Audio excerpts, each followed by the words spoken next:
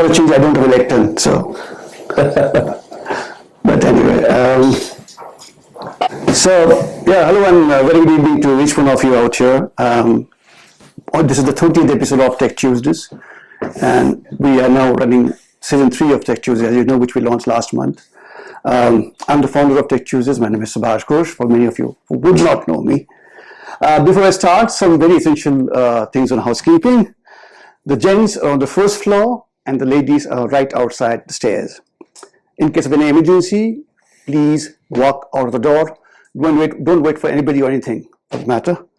And mobile phones at all times, please keep them silent. At the beginning, I would like to extend my sincere thanks to our hosting partner for this particular season, State Bank of India UK, who are hosting us for the first 4 episodes of Tech Tuesdays UK.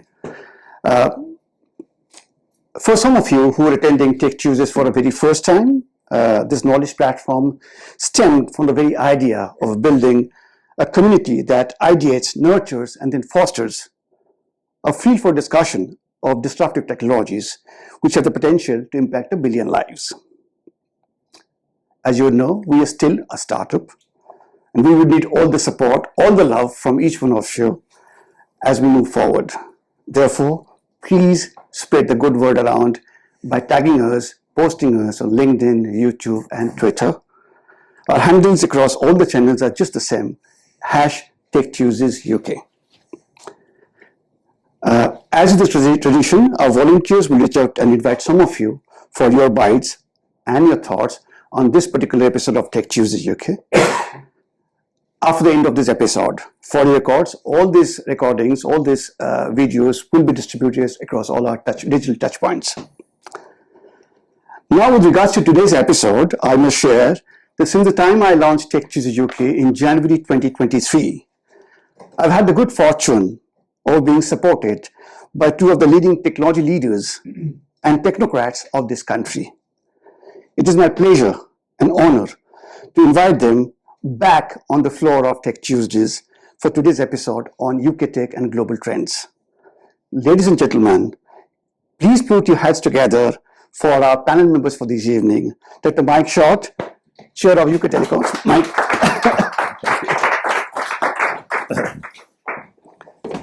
And Dr. Chris Board.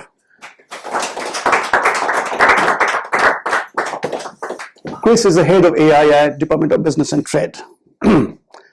Before I leave the floor open, I request each one of you to share your name and organization that you represent while you make your comments, suggestions, or share your thoughts. Over to you guys. Thank you. Thank you, Subhash. Thank you.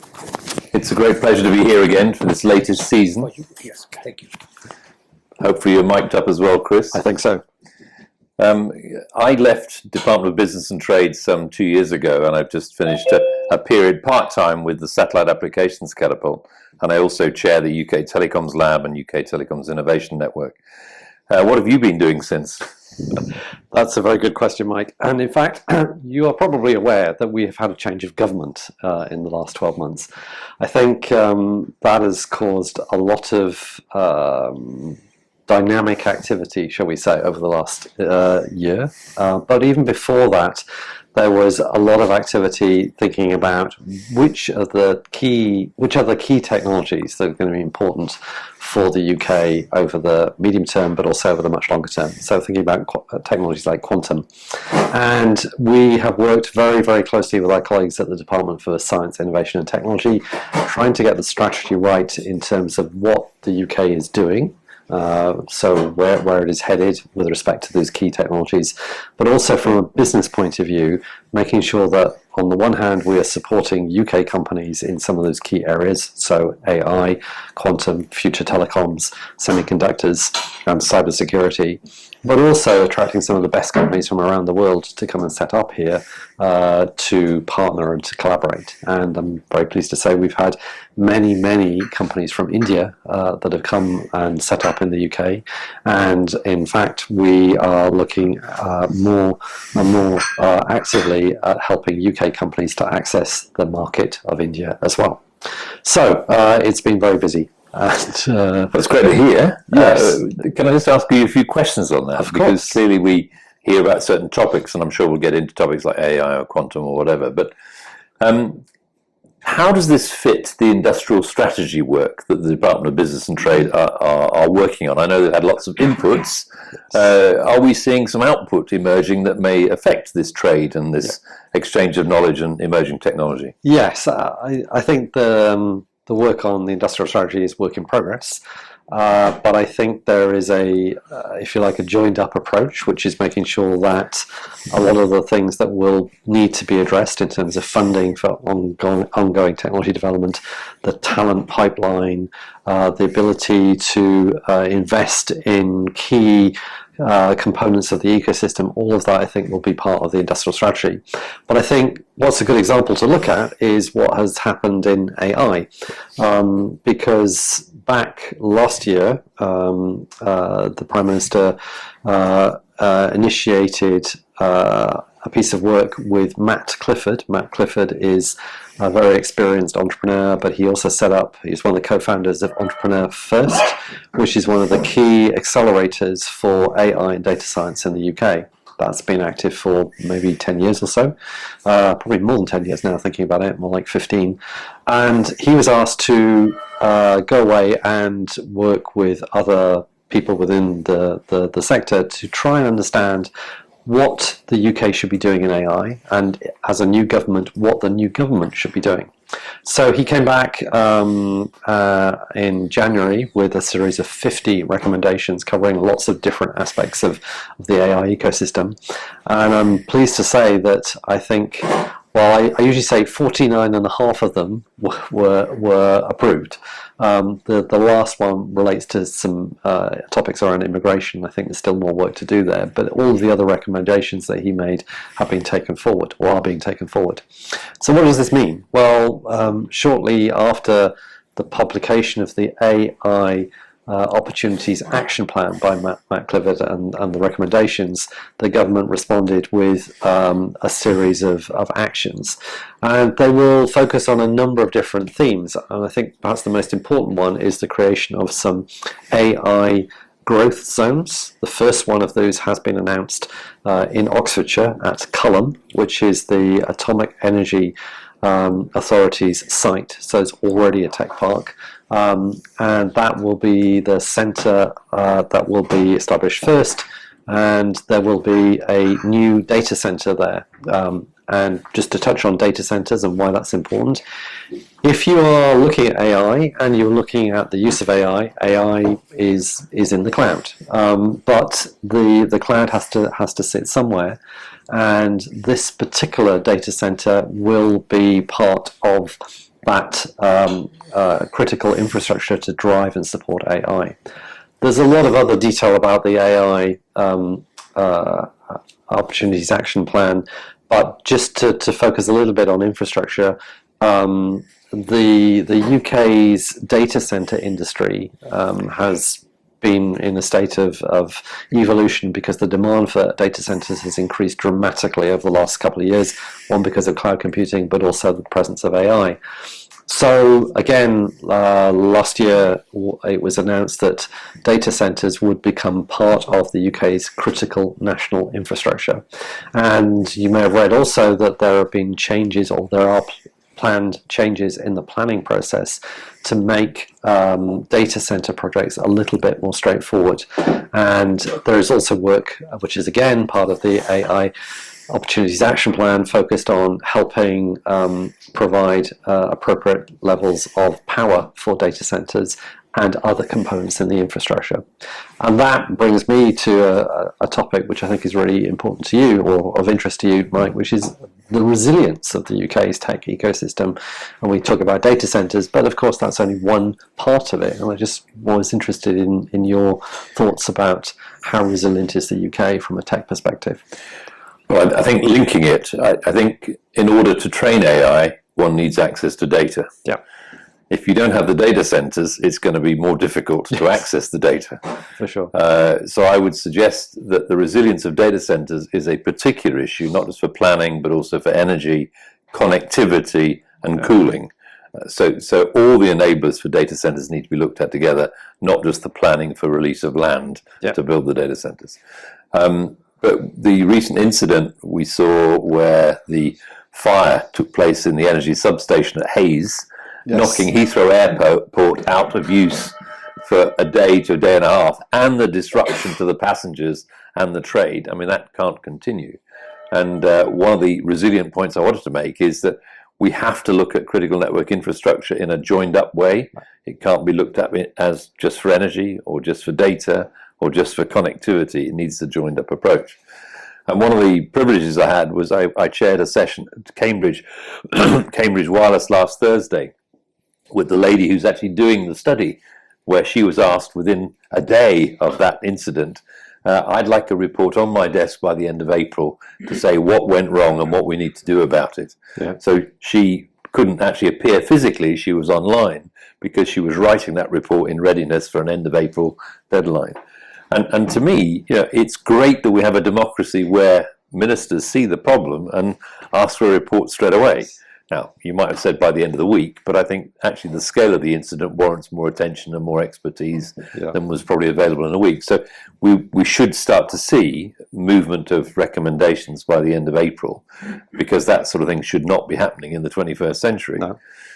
Equally, I hope the work that's going to be done on data centres has a strong resilience lens on it, because we cannot have a situation as they've had in Ireland recently, where they can't afford to build any more data centres because they do not have enough energy to supply data centres. So the Irish review is looking at how do they step up the energy supply to actually create investment in data centres in Ireland. Now, I also say that from the point of view of data centres, where the UK is the largest data centre provider in Europe and the third largest data centre provider in the world. We need to protect the data centres we've got, but we also need to add capacity and more resilience to what we already have. So I think resilience is a particularly important issue for the industrial strategy that I mentioned briefly earlier on. Yeah. I think also the regulators working together on this is a good sign. It's not being stovepiped anymore. How can you get regulators to work together in this area? Yeah, and I think another aspect of the action plan is looking at driving the uptake of AI across multiple sectors. So increased emphasis now on using AI within the public sector, also creating a national data library and making some government-based data sets available to developers, and also thinking about sovereign AI. So how do we create and maintain capability that is under sovereign control? So there's a number of different elements, and there isn't time today to go through all 50 of the recommendations, but there's a lot on the safe use of AI across multiple sectors, and indeed also looking at how we support the pipeline of talent, because we know that for companies to be and organizations to be successful, they're going to need to have people at all levels who understand aspects of AI, be it somebody who just uses an AI tool in their day-to-day life but wants to use that safely and securely at one end, and at the other end, high-end developers who are developing new use cases and new models using AI. So I also think a lot of this is business-to-business AI, as opposed to business-to-consumer AI. So there may well be activities to support consumerization of AI, whether it's in your smartphone or through ChatGPT and so on, but a lot of activities in that business-to-business area. Do you see some sectors being early adopters? I mean, I personally think telecoms is an early adopter of AI because of the scale of activity and data being processed, because of the scale of customer care, some of the complexity of networks, but also there are some other sectors. Which do you see as the early adopter sectors? So there have been a number of studies that have looked at the adoption of AI, not just in the UK, but internationally.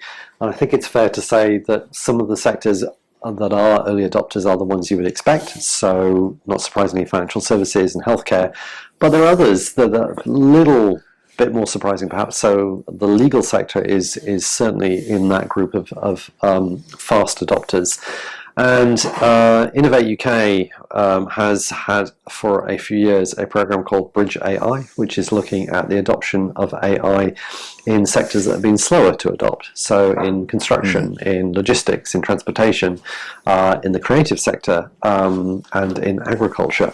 And I think within each of those sectors, we do see some really interesting examples of UK companies. So there's a company called Luminance, which is a UK AI company that's focusing on that legal tech area. So looking at fast tracking contracts and that type of thing. And there are significant advances in what we would call digital or precision agriculture as well, using computer vision, so drone technology and sensors on the ground to provide a joined-up approach. But the difference, I think, from a sector like agriculture versus financial services is agriculture, there are a number, but it's a limited number of organizations or farms that are using this technology, whereas in financial services, I think pretty much all organizations are using AI to different degrees.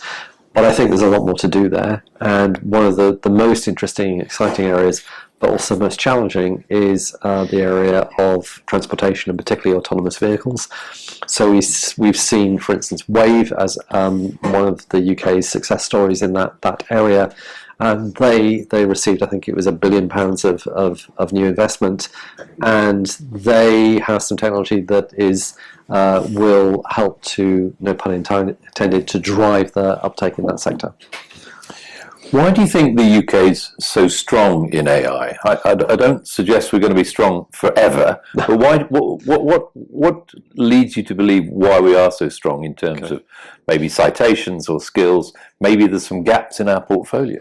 So I think, firstly, AI is not new. AI has been around for decades, and I think what is true is the UK's academic base, so universities, have been engaged with AI for a long time. So we have key universities like those in London, like Imperial, UCL and King's, but also clearly Cambridge, Oxford, but universities like Edinburgh, Manchester, Leeds, they're all very strong in AI. So we've been creating that talent pipeline for a long time.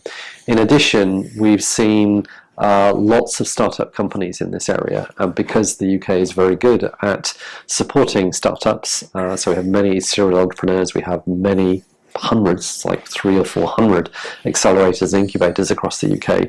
This means that if an entrepreneur has a good idea, they will get a lot of support to take that to the next level.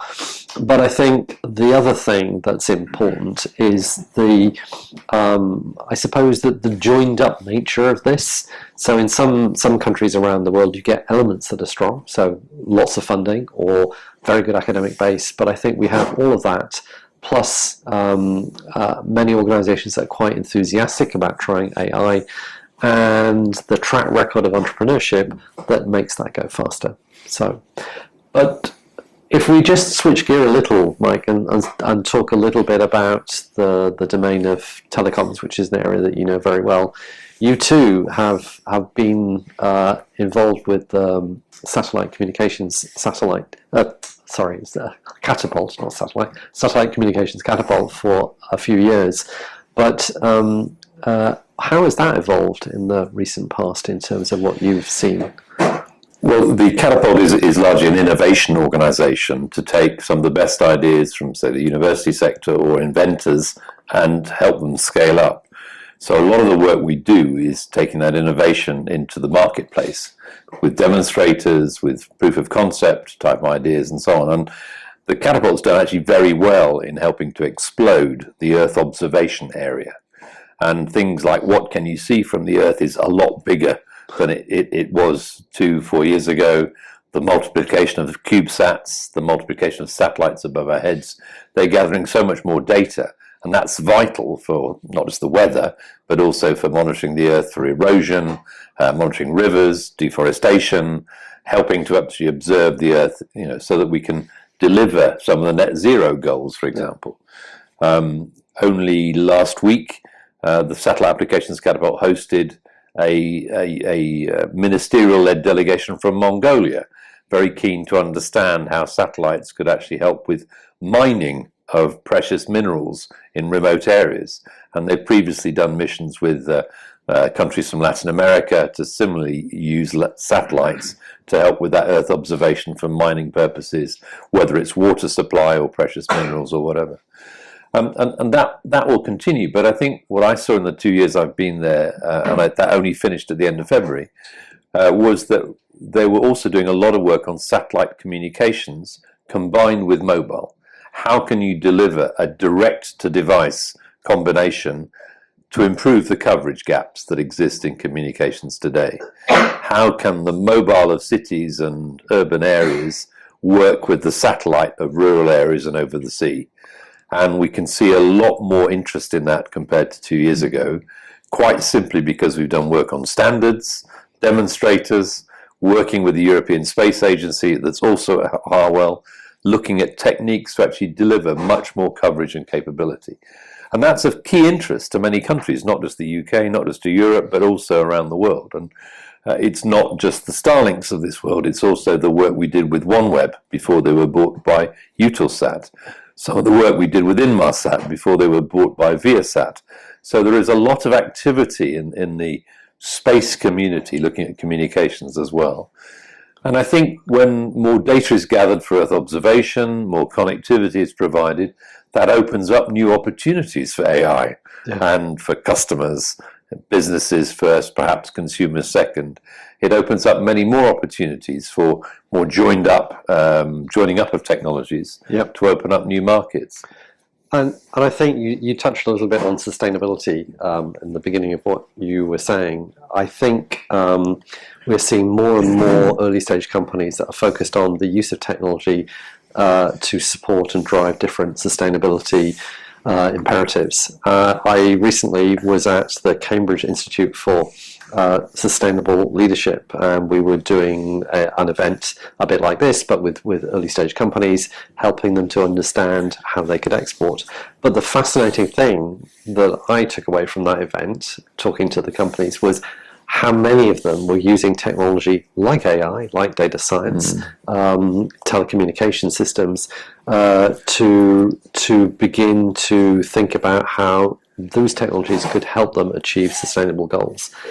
And more recently, I was supporting the University of Edinburgh's AI incubator. This is something that they've been running for maybe 8 years or so. So they've had about 8 or so cohorts, and every year they bring them to London. And we were being hosted by Sustainable Ventures, which if you know this organisation, you'll know that they're based in what was County Hall in London, and they have most of the top floor of that building, so just in front of the London Eye, and it's a vast place, but what again I took from that was how many of those companies were using technology in different ways to achieve sustainability goals. So I think the UK now has some very strong expertise in this domain, and I think it does represent a very interesting, internationally exportable set of technologies and products and services. And I think there are huge opportunities between the UK and India in that domain. And Mike, you have had some experience with engagement with India in telecommunications. So I've been going to India for 30 years, for telecoms mainly, but most recently I was asked to chair the UK-India Advisory Board for Future Networks. So looking at how can the UK collaborate with networks. What's interesting from there is that there is a strong university-to-university pull to actually work together, where the best of what's from India can work with the best of what's available from the UK. That in turn is supporting Indian companies that may wish to invest in the UK or in India, UK companies that may wish to invest in both. That's helping the collaboration move along. But we include things like 6G in that area, the 6th generation of mobile. But we also include AI, because AI is a key enabler for future networks. We do look at security as well. How can we look at security and software and skills? How do we make sure that that's a sustainable collaboration rather than it being an academic collaboration alone? We had an event which was run in Cambridge last week called the Cambridge 6G Symposium, And that arose from the Indian Mobile Congress that took place in October last year. And it was in effect a 6G symposium following on from that 6 months on, looking at progress, looking at what else needs to be done. And I'm pleased to say there were other countries there as well, not just UK and India, plenty of representation from Northern Europe, but also from Japan, South Korea, Taiwan, USA, Canada, and other countries. And that will be followed through with the India Mobile Congress 6G Symposium in October this year, 9th of October in Delhi, New Delhi.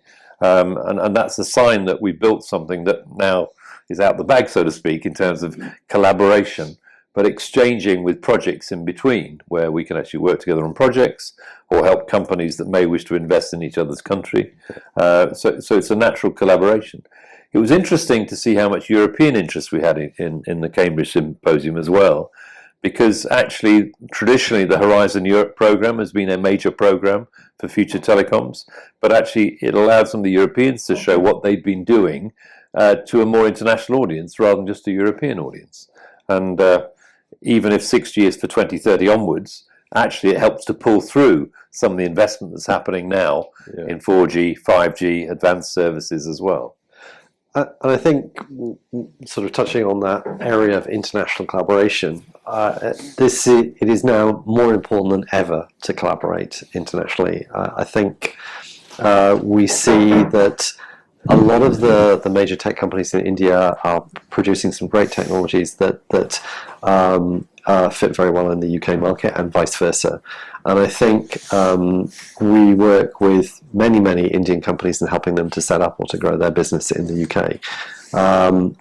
What I see is that process accelerating, so more companies than ever. And of course, we see companies from many parts of the world who are very interested in setting up in the UK. And in AI, you have to ask, well, why is that? Why would they come here? And the story is a little bit different depending on which market they're coming from. So if they're coming from North America or from Asia, so from Japan or Korea, I think they are looking to access the talent that is here, but also often using the UK as the base for starting their European expansion. If it's a European company, so from Southern Europe, Eastern Europe, or even from France, Germany, Spain, Nordics, Baltics, they are looking to do the reverse. They're using the UK as a springboard to other markets. But I have to say that in the geopolitical environment that we're in currently, I think more companies are thinking about, European companies at least, are thinking about the UK as the first destination, as a springboard to other markets at the right time. All of that said means that I think there's more emphasis on international collaboration, more emphasis on entrepreneurship in a global context as well, which I think is good for the UK, but it's also good for the countries that we partner with most closely. Can I just give you a segue back to Mobile World Congress, as that was only 4 weeks ago? Yes. Seems like an age, but it was 4 weeks ago. So for those of you who've not been, there were 109,000 people there, up from 101,000 a year ago. Crazy. That's a big trade show, one of the biggest in Europe, if not the biggest in Europe. But it's a reflection that mobile is the most widely adopted technology there is on the planet today. The number of stands was up 10% year on year, 3,100 stands compared to 2,900 stands. Now, if the numbers weren't big, I think some of the themes that were beneath the numbers were certainly big. And if I count the number of AI stands at Mobile World Congress, there were over 1,000 stands out of 3,100 that had AI on it. So that's the sign of the adoption of AI in telecoms, even if some of it was vaporware, as opposed to being real product. But that 1,000 is probably up from about 500 a year ago with an AI story, so doubling year on year. And I think that shows the appetite and interest of AI in mobile at least. I think there are some other big growth areas as well. I noticed the number of quantum stands, particularly for security, had doubled. So about a year ago, 20 or so, this year 40 or so. I think that's on the rise, and we'll see more because of interest in quantum generally, whether it's quantum security, quantum sensing, quantum computing in due course, quantum PNT. all of those were certainly shown as indicators of interest in quantum for the telecoms world and for other sectors. I think I'd also highlight that the satellite growth was significant. And I've been tracking this for 4 or 5 years because leaving government after 5 years, I thought, what else am I going to do? Satellite is an interesting area. But 4 years ago, it was down in the 8 to 10 stands. Then it grew to about 20, 25. Then last year, about 50. 105 stands were quoted in the exhibitor index as being satellite relevant. And that's anything from satellite components all the way through satellite software, satellite network management, satellite direct-to-device solutions, satellite operators, some offering backhaul, but 105. I mean, yes, it's not 3,100, but it's a sign of a hockey stick uplift, an interest in that area. There are other emerging technologies that were on show as well, so I don't want to diss them in any way. I mean, it is primarily a Mobile World Congress, but it looked ever more a Digital World Congress, you know, in terms of services and applications, security, lots of interest in many areas there. And it's also pleasing to see more Indian interest this year. I mean, I know India Mobile Congress is a huge congress in New Delhi every year, but actually there was more international interest from the Indian community than I've seen in a long time.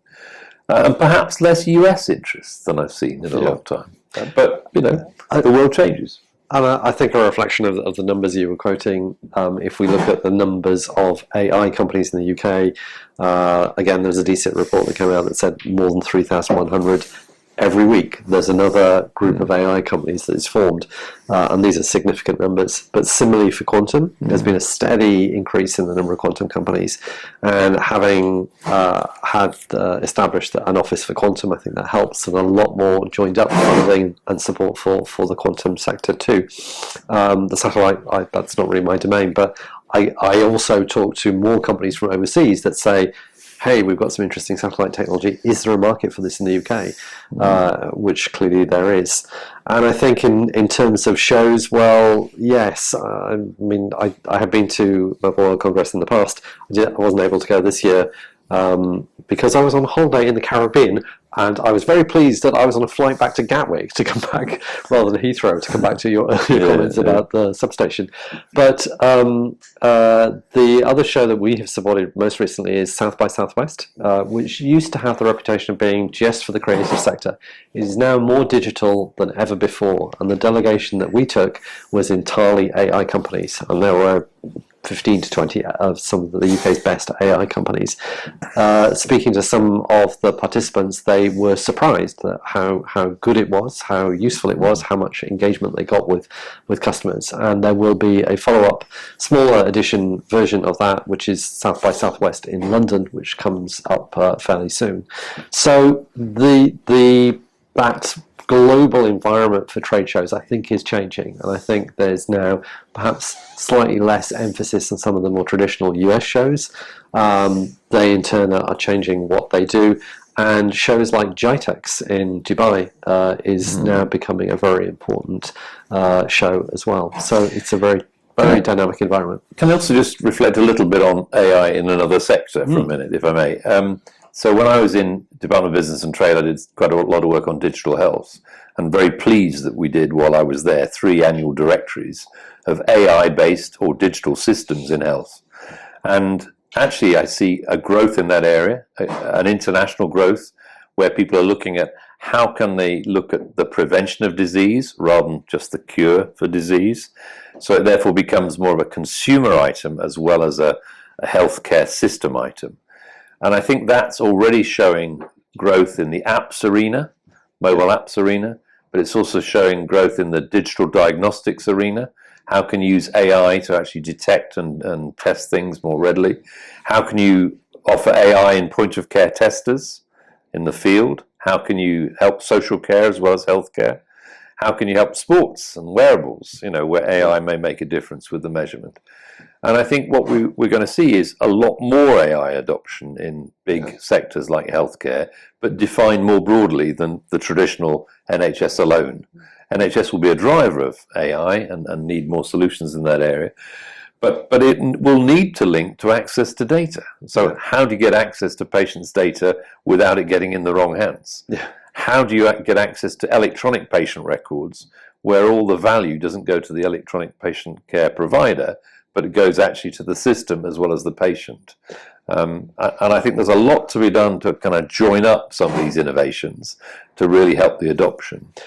And I think you talked about the area of individuals having devices, wearable devices, that they can begin to collect their data. This is happening to a much, much greater extent than we ever thought, I think, a few years ago. And this means that patients, when they go and see their GP or where they go and see their specialist, can now provide their own data from their own device, which is complementary and supplements the diagnosis.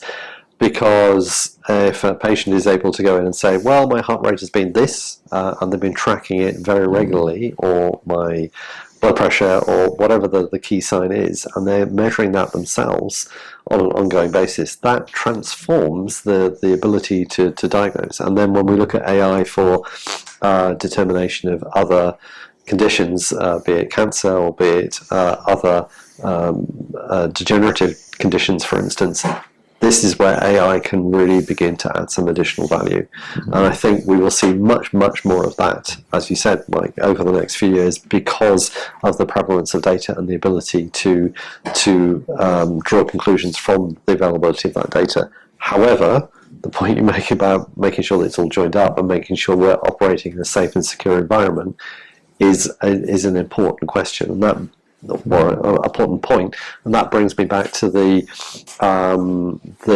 AI action plan, because there are elements within the action plan that talk about the safe and secure use of AI, and in particular the AI Safety Institute that was set up by the previous government has now been renamed the AI Security Institute, and I think that really kind of underlines the fact that please go ahead and use AI, but use it in a secure environment.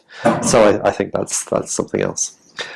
One of the other topics that we touched on just very briefly, but I think it'd be good to come back to, is this concept of startups, and particularly operating in an international environment. And I know, Mike, you were talking to me earlier about a new report that's come out from the Royal Academy of Engineering about Spinouts. So this only came out last week, and it's available to you on the Royal Academy of Engineering website, and it's associated with university spinouts. They concentrated on the spinouts that occurred in 2024 in the UK. But it's very comprehensive, and it's a really useful resource. So when people are thinking about inward investment, they sometimes say, well, where do I start? So sometimes having a soft landing zone called a university is an interesting start point. And if you want ideas, then going to a university that maybe has some spinouts is sometimes a useful thing. So within this report, it lists the top 100 or so universities with spinouts by number of spinouts. And it picks out, in particular, life sciences and emerging tech. I won't say this much about life sciences because I know less about it, but emerging tech, there are loads of AI spinouts in that area. There are loads of mobile app spinouts in that area. There are also quite a few spinouts. Is it me causing the noise? No. Okay. Sorry if there's additional noise that I'm not provoking. But within that mix, there are certainly some really good indicators of which universities are leading and which emerging tech areas are leading. But it then also lists the leading venture capitalist firms who are investing in this area. And there are some rather unusual names on the list that you might want to have a look at. But if, for example, they need help, speaking to a venture capitalist who needs help is an interesting way of getting investment. So the spinouts linked to the universities, linked to the investors, I thought was an interesting storyline. It is the 5th edition of this, so they've been doing this for a number of years. It's backed up by strong evidence from a research company called Bohurst that follow a lot of startups in this area. Yeah. But the spinouts are alive and well in the UK university system. Yeah. Universities don't just teach and research, they help entrepreneurial activity as well. So it's a useful report to read and look at. And looking down the top 10 list, there are a lot of names you would expect, but there are some interesting names as well. So Edinburgh and Manchester are very strong in this area, as well as Imperial and Cambridge and others. I think we also saw the Royal College? Yes, the Royal College of Art, which is in the creative sector, and but as you had highlighted, like next to Imperial, so there is a very well established ecosystem that supports entrepreneurship and the growth of startup companies. And I think we should all be encouraging startups. You know, for innovation to help us all should be an aim. And if these startups can actually grow internationally, then they're more likely to succeed than if they stay in the UK only. Scale up is an important dimension to all of this. And you mentioned the Royal Academy of Engineering. They have a program which is called Leadership in Innovation, and that is about helping entrepreneurs from around the world to grow their business. Not necessarily to come to the UK, but using some of the experience of the UK, and they work with a number of markets, so places like Mexico and Thailand, and they have a program with India currently. So I think sharing this expertise, sharing this experience of startups internationally is a good thing. The UK is not the only country to do that, but we have been very active in this domain for quite some time. So for transparency, I chair the International Committee at the Royal Academy of Engineering. Okay. So I support that scheme as well as other schemes, and these are very important for international collaboration going forward. I'd like to just give you another example of Faculty AI, where, if I may. So you and I have both been to Faculty AI and some of their startup events.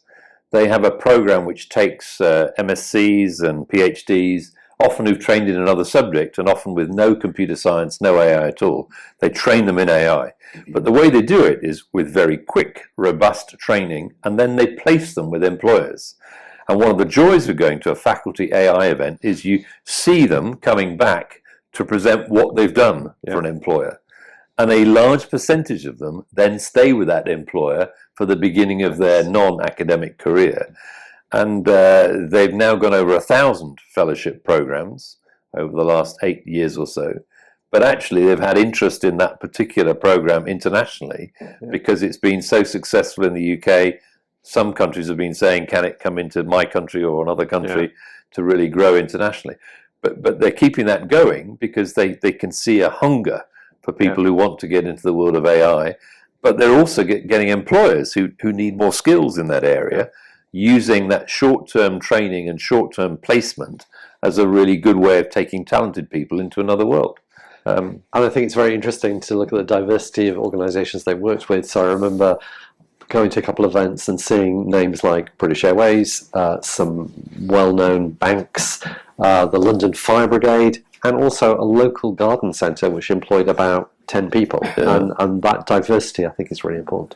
It's typically businesses that would take the graduates, but small, medium and large, as you say, and it's multi-sector. They're not all in defence, they're not all in telecoms, they're multi-sector. Exactly. Should we take some questions? I was going to say, I think we should probably move on. So I think we've covered a number of different topics, but we'd be very happy to take questions now on anything we've talked about. I'm Piyush Jain. I consult in technology and sustainability. So my question, I have two questions, slightly overlapping. One is basically, I would like to touch base on the topic you initially touched on, is resiliency. Like resiliency could be more than data center resiliency.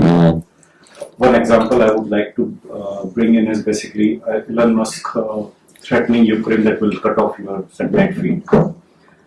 So that kind of, while we are talking about globalization and offering British knowledge across the globe, what about having some of homegrown or home kept knowledge or some capabilities which are not dependent on basically external players? One, and second, again slightly related. Second question is, what are the industries, which can help to alleviate or eliminate the gloom we are seeing on the markets here, job markets or high streets? So I take the first and you take the second, or do you want to reverse it? I was going to make a few comments about the first one. Yeah.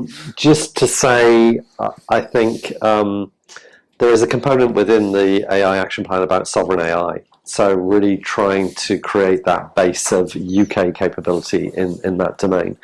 But there are other programs, and we were just talking about Spinouts. There is a program, which again is supported by DCIP, which is looking at academics and cybersecurity and helping them to take their ideas and take them in to create a spinout. That's, I think, called Cyber ASP. It's been running for several years. It's very successful in helping these academics who've got great ideas to take that first step towards commercialization. So I think that's a good background, but I take your point. You know, we in DBT are very aware about trying to make sure that when we are supporting companies, we're looking after UK-based companies first, and then also helping companies that will be complementary to the UK's ecosystem to bring them here, and not create extra competition just for the sake of it.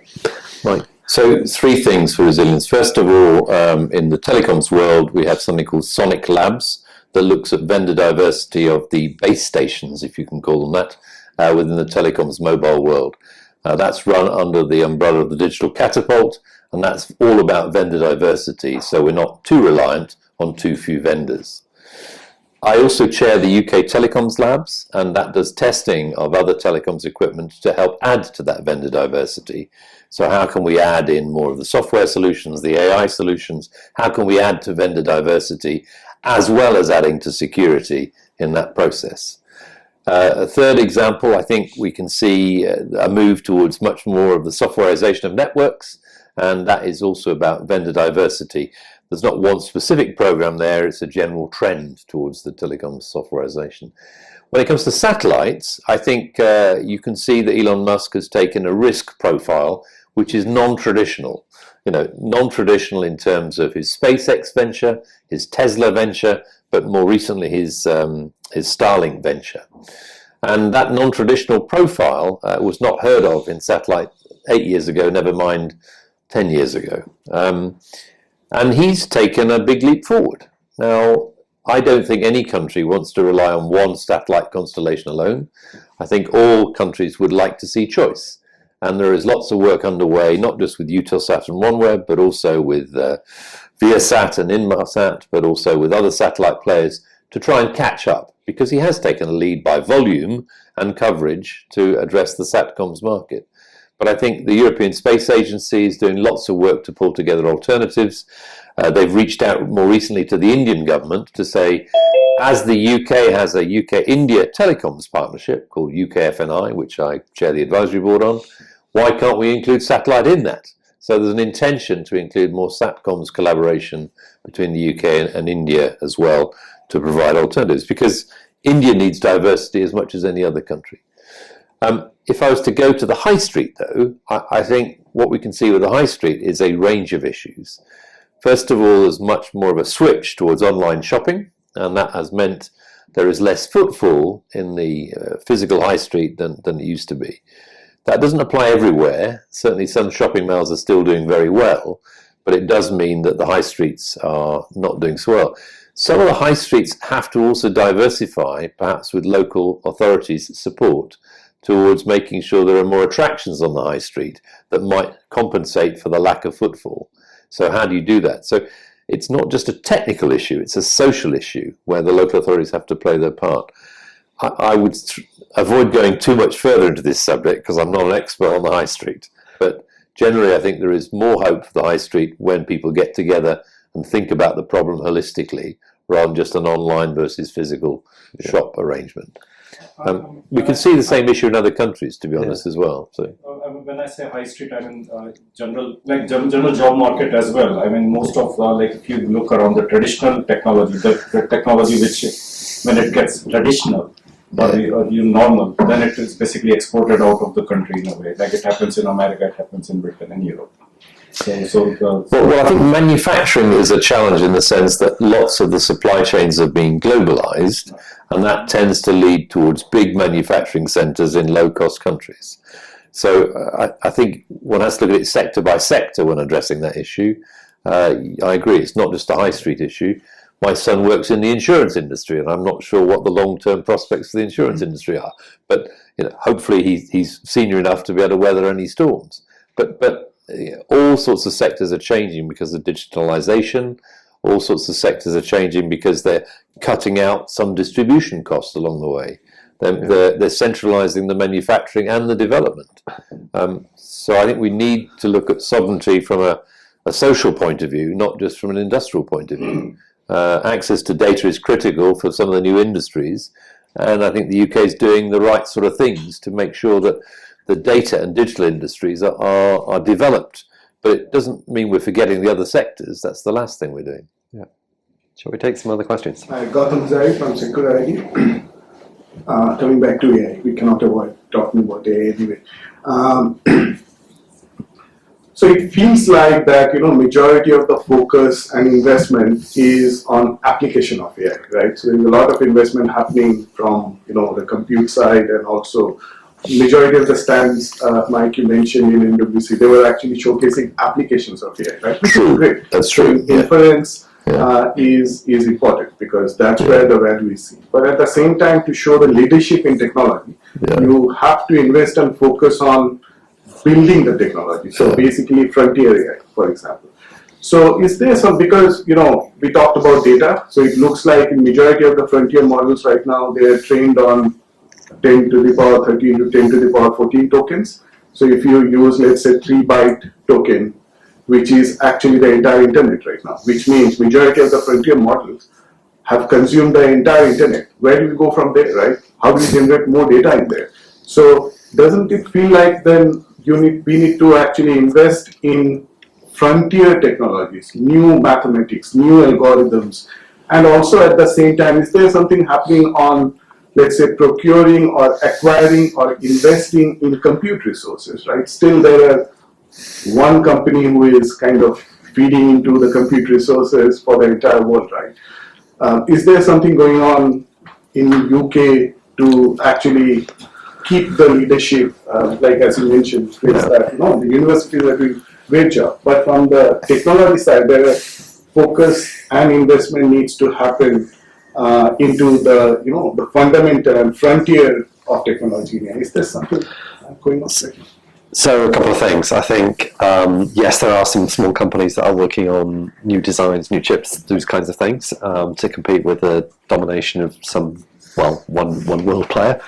At the same time, I think there are other opportunities in that space. So,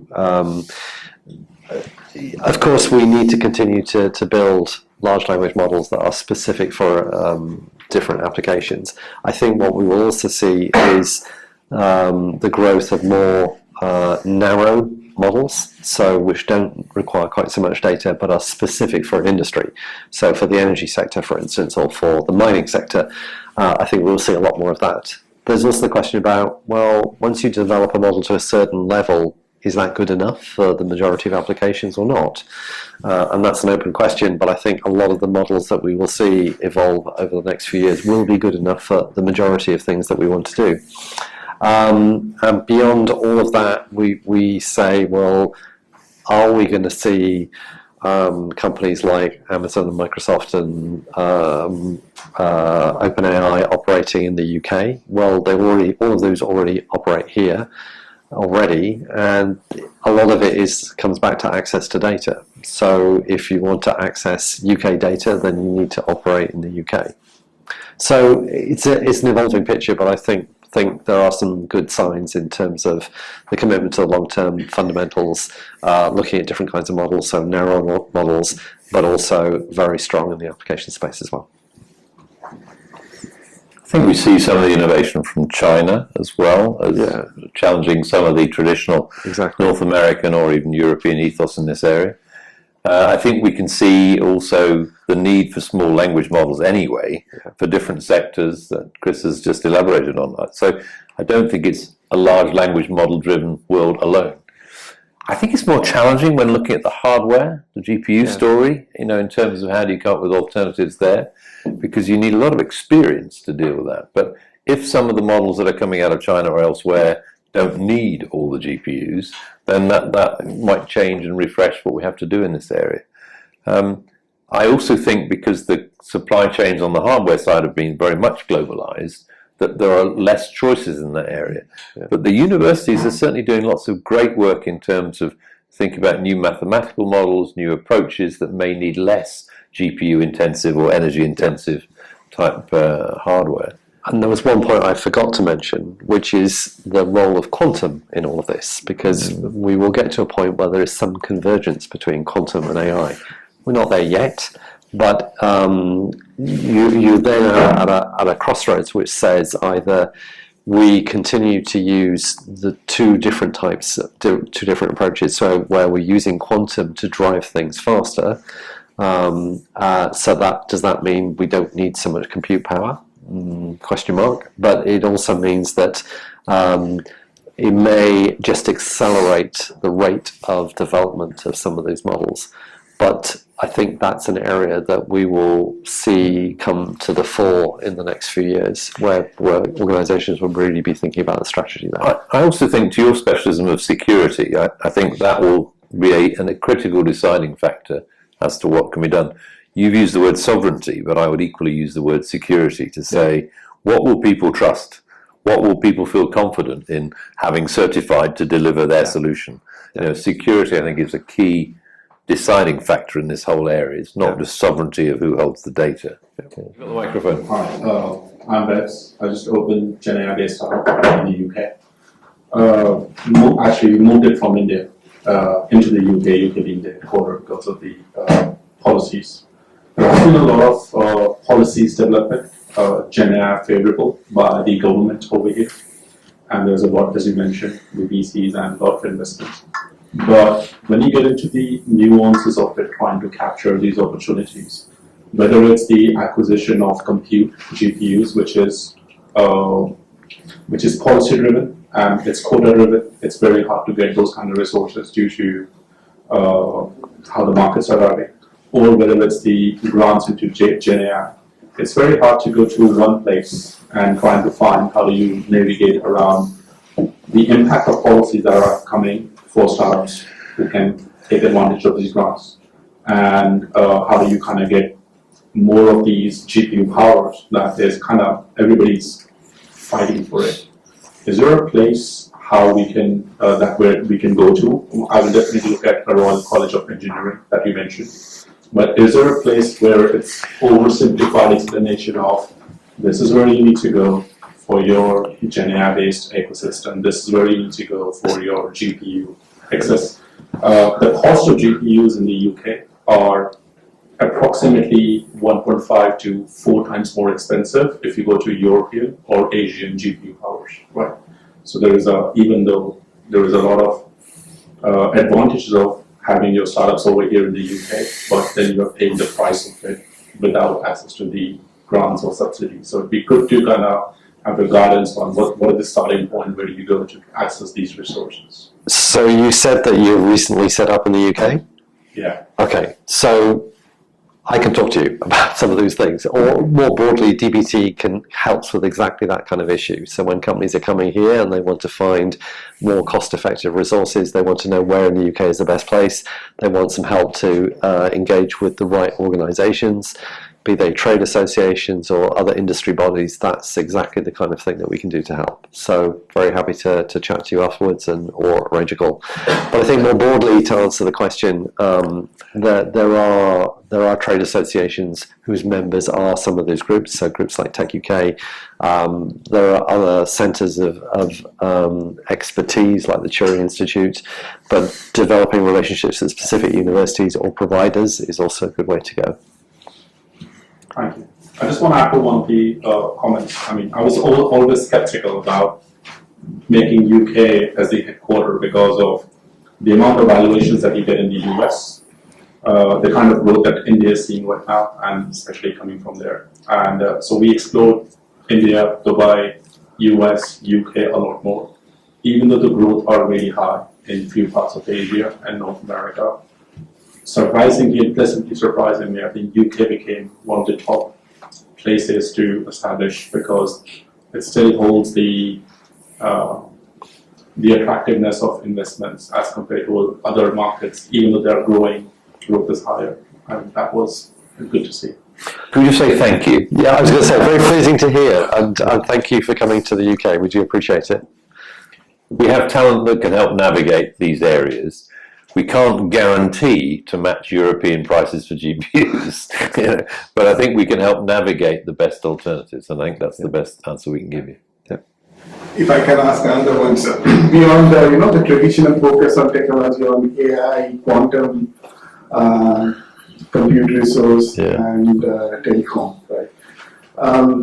There is a lot of potential in, for example, life science technology, right? For example, computational biology, digital biology, gene editing technologies like CRISPR.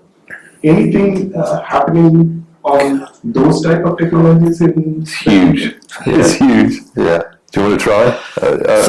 So there are strong ecosystems for this kind of thing. I'm based near Cambridge, and if you go to the Cambridge University campus, the biomedical campus there, you can see practical use of a lot of these technologies, and startup companies choosing to be in that locality. But Cambridge has maybe, 15 separate tech parks, and the majority of which are focused on healthcare, life sciences.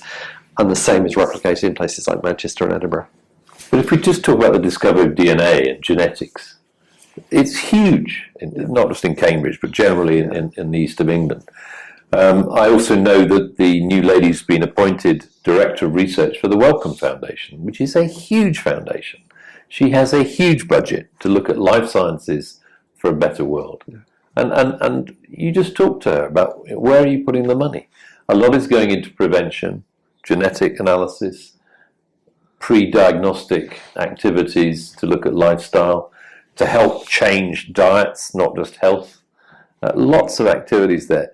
So I think if you're interested in that area, there are a lot of people we could introduce you to through DBT specialists or other specialists.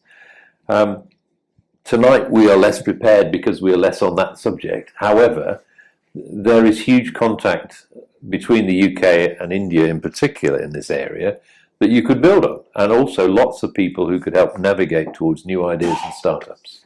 And there's one group that's called, I think, One Nucleus, which is based in Cambridge. It covers the whole of the UK, but all of the major life sciences, healthcare companies, particularly those involved with R&D, are part of that organisation.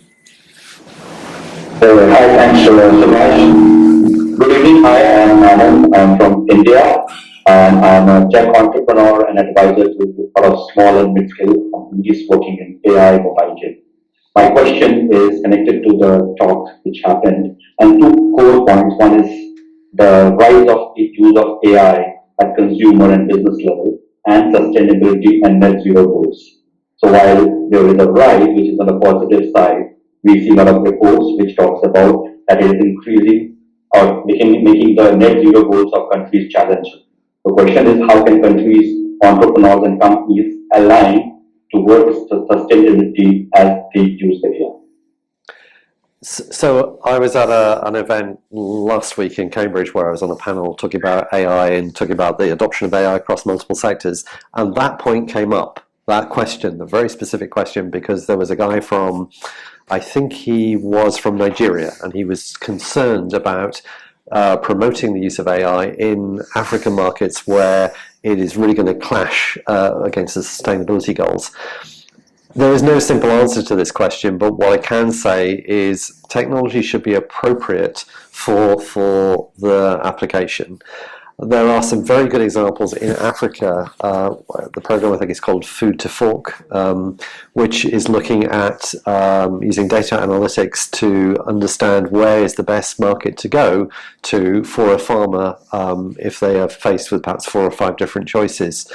It's very simple technology. It works on an old-style mobile phone, but it does work. And I think there are examples of using established models in AI that don't necessarily consume so much energy, are perhaps less significant from a sustainability point of view, that would be appropriate to achieve certain goals.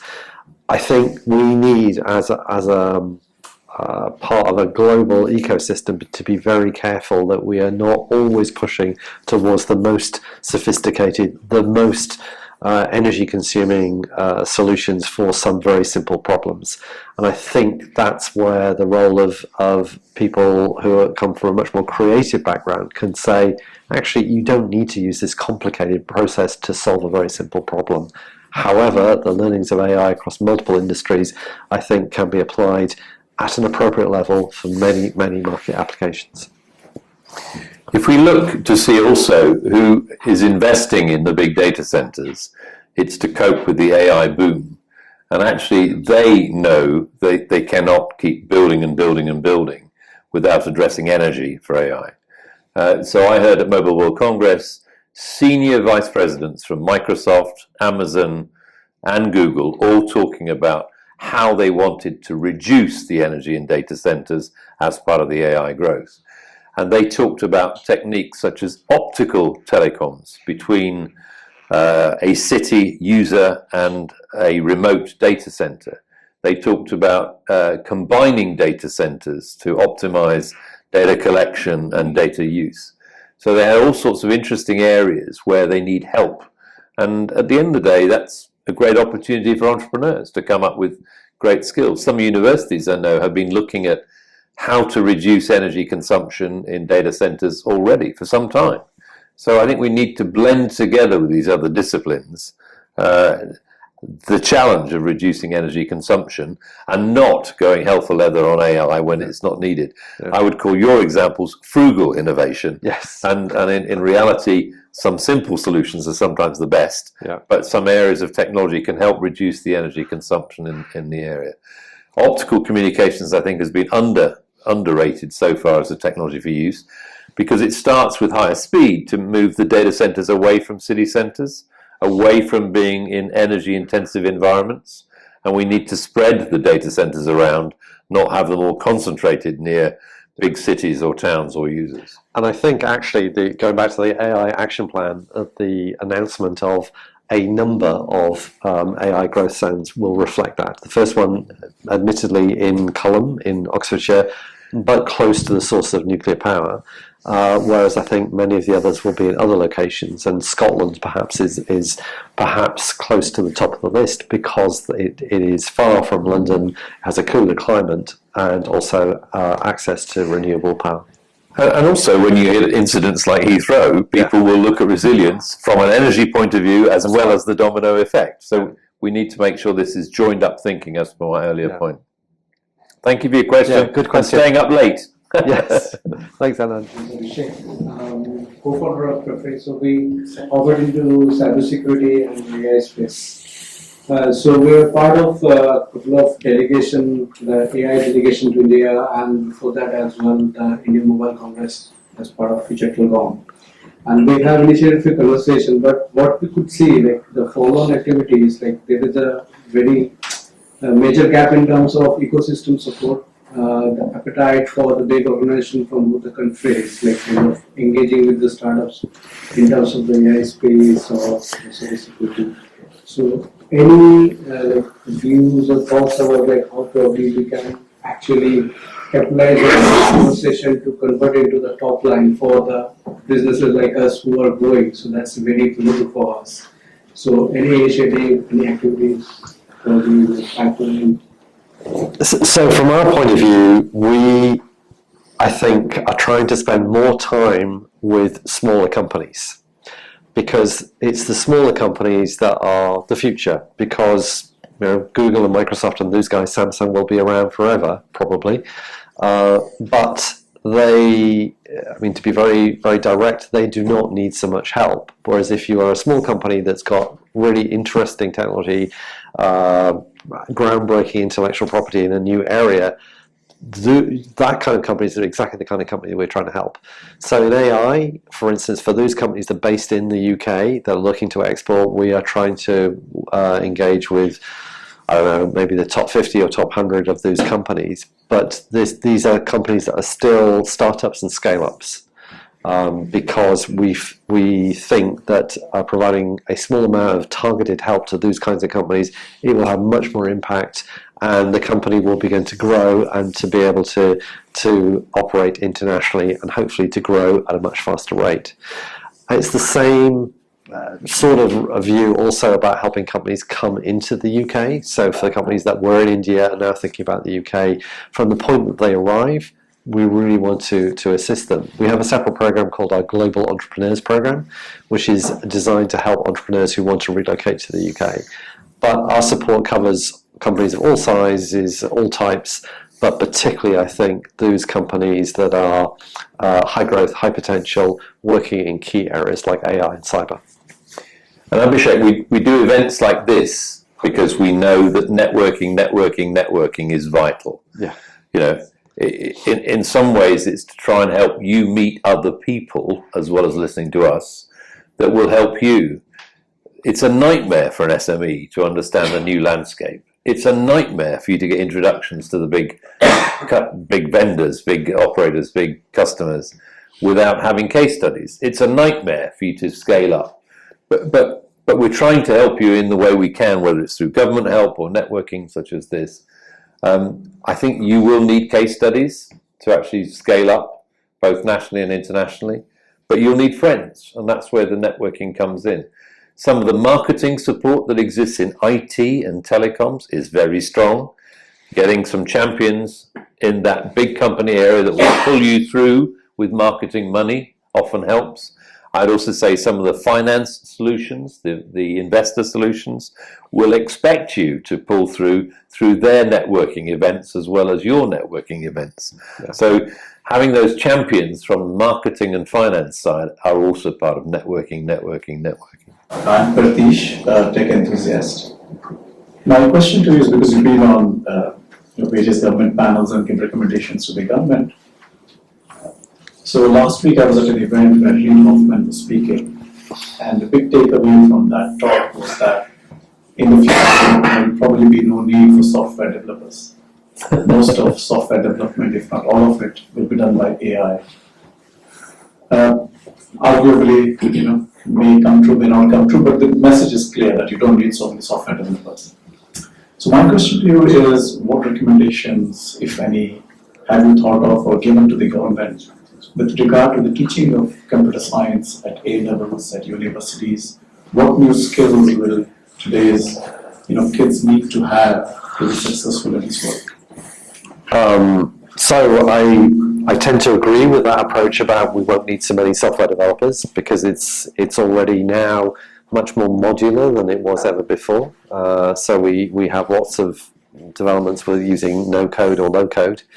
So I think that's a given. What we will need is more people who understand the application space and who understand how to use things like AI, data science, cybersecurity, quantum technologies.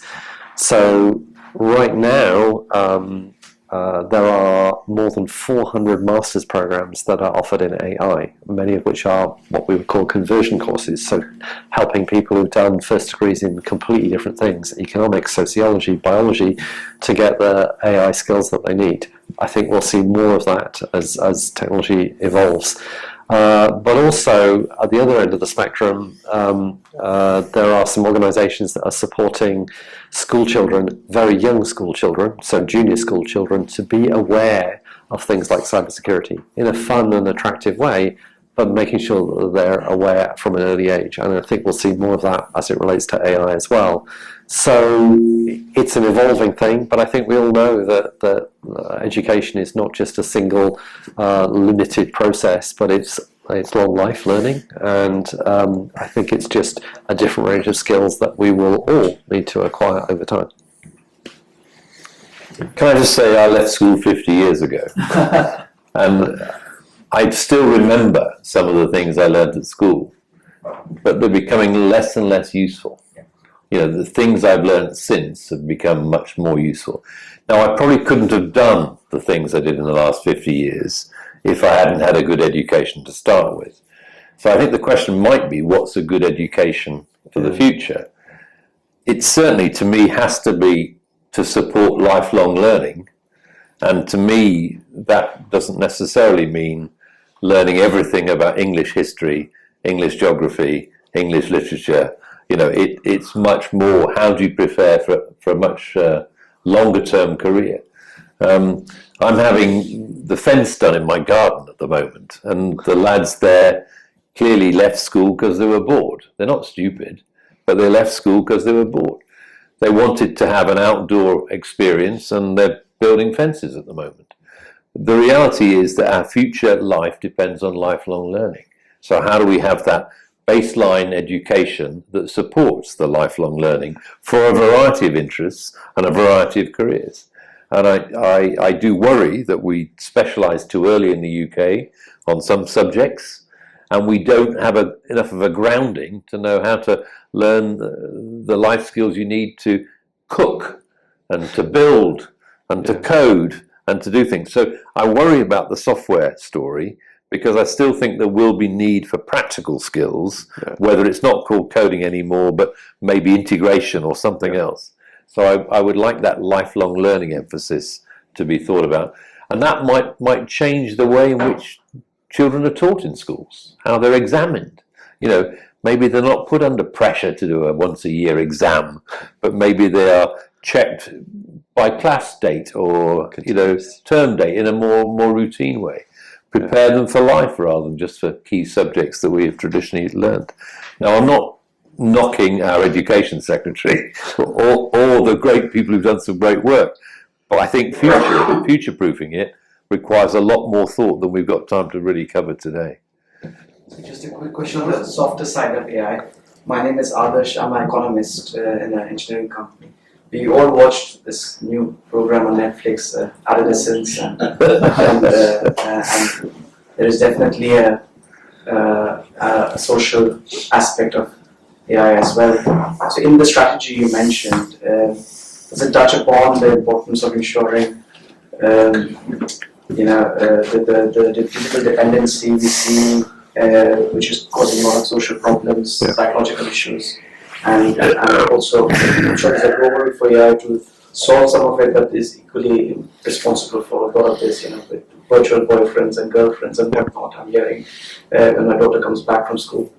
It's a very important question, I think, and yes, part of that whole strategy is looking at the safe and secure use of AI, but also its impact on society. And I have spoken to more companies more recently who've said, on the one hand, we're recruiting software developers, AI specialists, and social scientists, so sociology in particular, because understanding how these technologies impact people and how people respond to the availability of these technologies is an important question.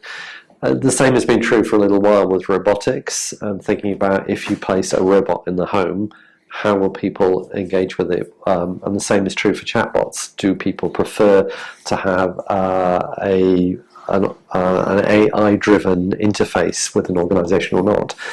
It's a very mixed picture. Those that have been designed well do work well, and I think there have been some reports that some individuals prefer to have that engagement as the initial triage for a healthcare issue than to go and talk to a person. But it is a mixed environment, and I think there is certainly an awareness, and some parts of the strategy are looking at that particular aspect in a lot of detail. So yes. I think it's just the people side of technology. Yeah. I have this really interesting stat. When the parking was automated, 80% of people across London were against. They all loved the coin-based parking, but no one surveyed and understood just what a new technology would help.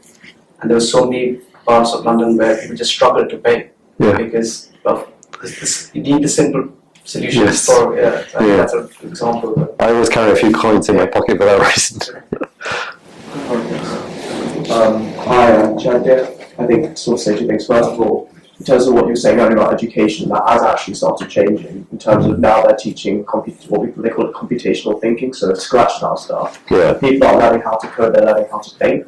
Yeah. And there's a whole ecosystem now based on computations around computational things. So BERBRAS, I don't know if any of you know children that's done BERBRAS, that's about computational thinking, not coding. So that's a change that has happened.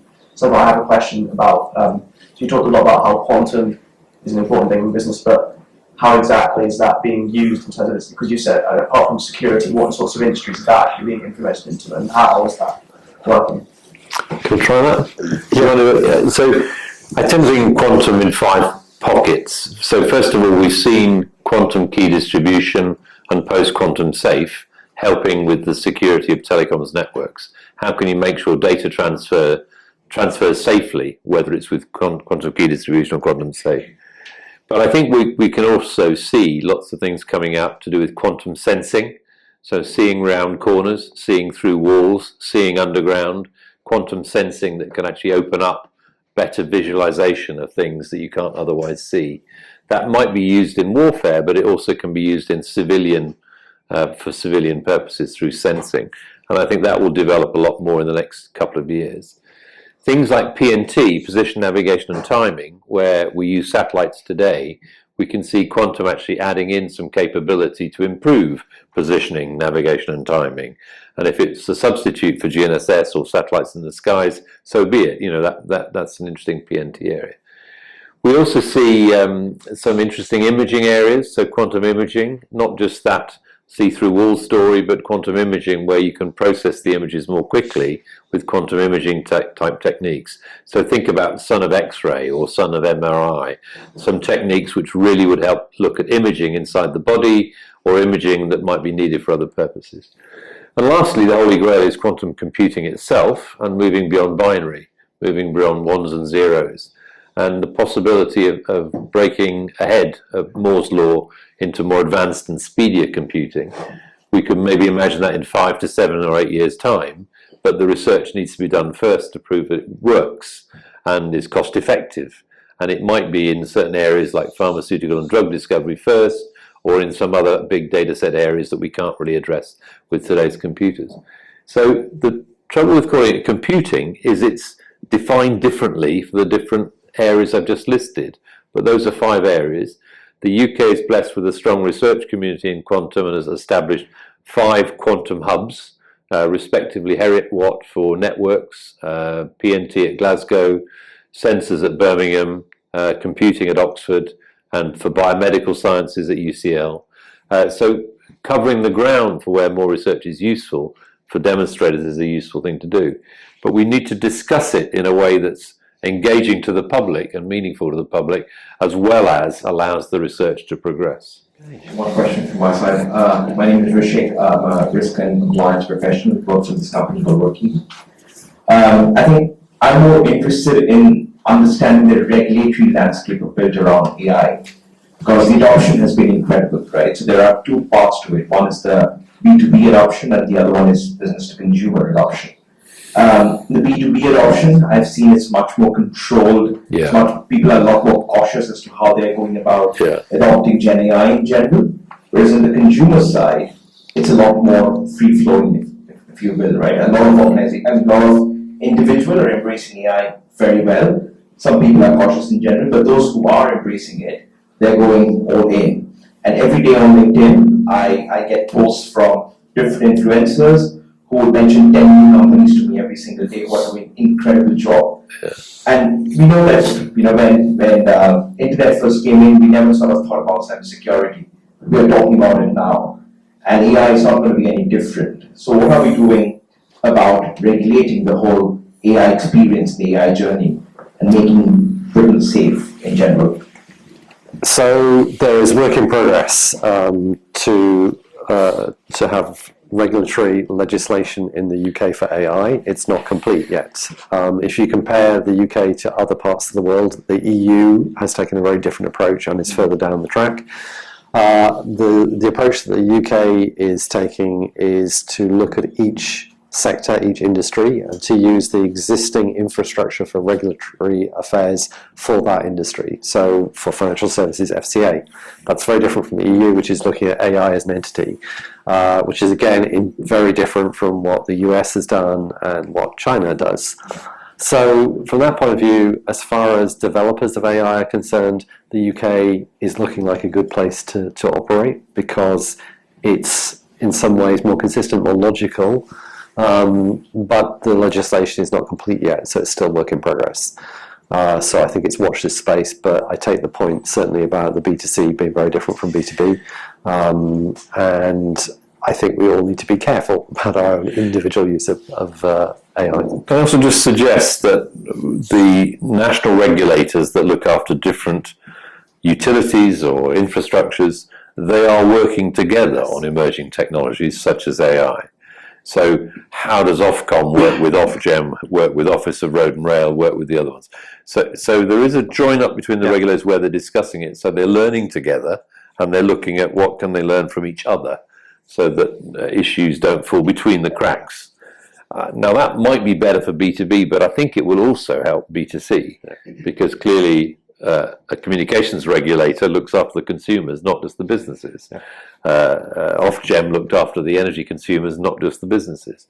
So I think there are some mechanisms that go from B2B to B2C as well. Yeah. Bringing the sustainability back on the stage, there is a lot is happening, like bringing the technology and sustainability together. There are quite a few of us here who are working in sustainability in this group. So, how about Britain's or UK's promoting the idea of being in the center? Britain has done a fantastic job when it comes to sustainability, has led the initiative around the globe, including Paris Agreement and so on. How Britain is, if you know, is placing itself in the sustainability technology and initiatives around the globe, and how would it lead and take advantage of it? So shall I try? I mean, so I think some of the long-standing interest in sustainability and net zero runs deep. It's taught in every classroom now. You know, it's not necessarily a GCSE in its own right, but it's taught in every school now. And university students I've lectured to at UCL or at the University of Surrey, they routinely raise some green questions or net zero type questions because they're worried about it. It's their planet as much as mine, but they might have longer to live than me. The reality is that I think the interest now has been embedded both in education at primary, secondary and tertiary level. And I don't think we're going to go backwards. Maintaining leadership, I think, is a bigger issue because some countries are facing real crises today. You know, how do you actually make sure that the restoration of Myanmar or parts of Thailand can be rebuilt? Some of the net zero thinking needs to address issues like earthquakes or tsunamis or weather events. Some of this needs to have practical attention, and some of that will cost money. So I think we can show leadership, whether it's beyond the policy side into the money side, becomes the big debate. I suspect that other people might not want a net zero story in the form it's been taught in the last 10 years. But if that's the case, then there is more room for leadership. But I think there still are some questions about what do you do about it. I think education understanding is a major start point, but the implementation of net zero policies takes a lot longer. Some of the stories around autonomous vehicles or, fossil fuel free vehicles, will take some time to implement. Some of the issues around how do we get cleaner air travel will take a long time to implement. But I think the UK will continue to influence those areas because we always have done. So I think we'll continue.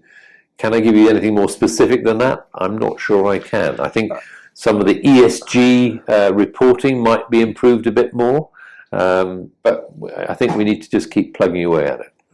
And just to reiterate what I said a little bit about earlier, there are many, many early stage companies in the UK that are tackling different aspects of the sustainability questions.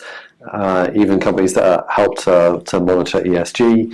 And besides Sustainable Ventures and the Centre for Leadership in Sustainability in Cambridge, I'd also mention Bethnal Green Ventures, which is a key investor for companies that are showing impact, and particularly in sustainability. And they are not alone. There are a lot of organisations operating in that space. Yeah, can I give you a satellite example? I mean, this is an example where at the Satellite Applications Catapult we worked with a Canadian company called GHGSat that monitor carbon emissions from all sorts of parts of the world. And they could see where oil and gas wells were being burnt off and sending methane emissions into the sky. You then say, all right, so we can spot it with the satellite, we can analyze the data from the satellite, and we know where it is and when it happened. then what you do. If, for example, the income from that oil and gas well is critical to the country, there may be some issues about switching it off or maybe curtailing its activity. How do you deal with that? That becomes the real issue. Now, we therefore with satellite can spot so many more emissions than ever before, but the implementation for next steps needs some work. That's a very practical point I'm raising. So thank you, Mike. Thank you, Chris. Once again, I can't thank you enough for always helping us out. But this was really an engrossing discussion, to say the least. On a very lighter note, being a technology person, someone who lives after technology, runs in the kitchen of technology, my respect for UKTech and AI has gone several notches up. I tell you why, as a lighter note. Saturday, I finally managed to decide of watching adolescents. I started at 12:30 a.m. in the morning, watched all 4 episodes in one shot. Being a student of cinema, because my last job was in Disney, as you know, this was a different experience altogether. Yeah. And the whole filmmaking aspect really took me a different level altogether. So I think kudos to adolescents and the UK tech and AI, all that happens to you. But yes, as I said in the beginning, please hang around for your bikes, don't run. The next episode of Tech Tuesdays is taking place on the 6th of May. And the topic for discussion is agentic AI. We have two of our panel members out here. We have Gautam Azari, the CTO of Sectoral AI, and we have Suranjan. Suranjan is the head of AI in financial services at Accenture. And we will have Dr. Megan Crawford from University of India joining us remotely. For the month of June, the topic is on sustainability. We'll have Adarsh. Adarsh is the Senior Director at WSP, and we have a couple of others joining me as well. So that's it for now, and stay in touch with us. We are very much active on LinkedIn. As I said in the beginning, we are a startup. Talk to us, show us some love, and share more about us on LinkedIn, YouTube, Twitter, all that makes sense. Thank you so much. Thanks for being here. Have a great evening.